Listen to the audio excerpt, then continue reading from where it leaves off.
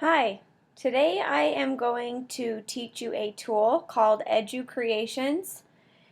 Educreations is a video making tool that you can use to teach your students, or your students can actually use to create projects. So I use Firefox for a lot of things, but you can use any web browser you choose. I am just go to educreations.com and it will take you to a login page. You can do teacher sign up, or if you already have a login account, go ahead and log in. You can also log in with Google or Facebook. I just did my Kansas District account. These are the lessons I've had my students create. So once a lesson is completed, you just have them log in under your account and it will pop up under your account, so you are able to see their videos. So the first thing I'm going to do is hit create lesson. Now I am doing mine on my Mac, but I have found it to be easiest for the students to be able to do it on the iPads. But the layout is very similar, so that's why I'm showing you how to do this on my MacBook. It's nice to have the option of both to be able to do that. So this is what will pop up. Over here is where your tools will be. You have different colors of different things that you can write with. Of course, that's your eraser, and this is to move things. Once you have pictures over here, you can move them around. Down here is kind of like undo or redo. These two tools back here. This trash button, I noticed on the website, will completely erase the page that you just completed, so be very careful with that. And the picture is something that you can pull up from something you've downloaded onto your laptop. You can pull up here. On the iPad, you can actually take a picture of things, which is what I have my students do. If they're doing it on a Chromebook or a Mac, they do not have that option. Here is the record button, and this is to move through different slides. A common mistake I see is, let's go to, a common mistake I see, oops,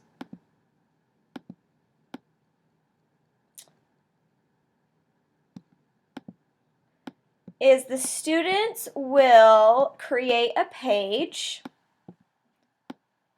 and then they will want to add something else on a new page, and so they will, let's say, add a picture.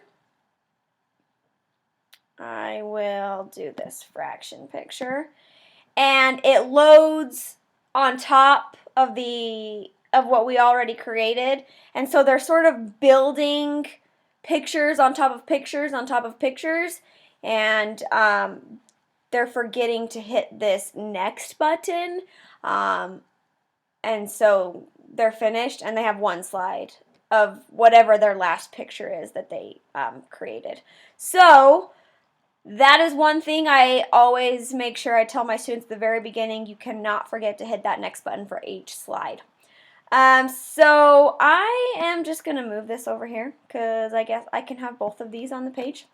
And I'm going to get started on just show you a little bit of how this works. So this can be my title page, and I will hit the record button and I will welcome the people to watch my video, and we will move on from there. So I hit record, and this actually looks the same on the iPads as well. Oh, it will ask me to allow to use my camera and my microphone.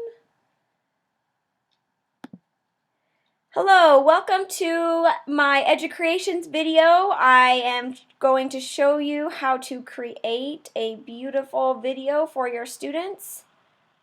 And then I pause, and then I can go to the next slide. On the next slide, I can add new information. I can take a picture of something. I can download a picture of something. and add it there. So I'm going to put this, and I'm going to record. I'm going to point an arrow here. This is an example of intersecting lines that you will see in the real world. And then I would pause, and then again I would hit my next button. So this is actually a really, really simple tool. Like I said, the iPad is very, very similar to this. I think the iPad is actually a little bit easier to use. That's why I usually have my students do that. Then you'll hit save, and it will save for your lessons. Now, one thing I would suggest, sometimes through your district you can get a license, which through Educreations, they'll give you like a license number, and then you can actually have more videos. You're able to save more videos through the license, and I highly recommend doing that, because without the license you only can save, I think, 10 videos at a time, and then it will not let you save more videos unless you delete previous videos, which is kind of not a good thing if you're wanting to save some really good work. Something I've done is I have shared the videos my students have created onto my Weebly account. I will just show you that really quick. So my students made some Educreation videos on quadrilaterals, and so it's right here.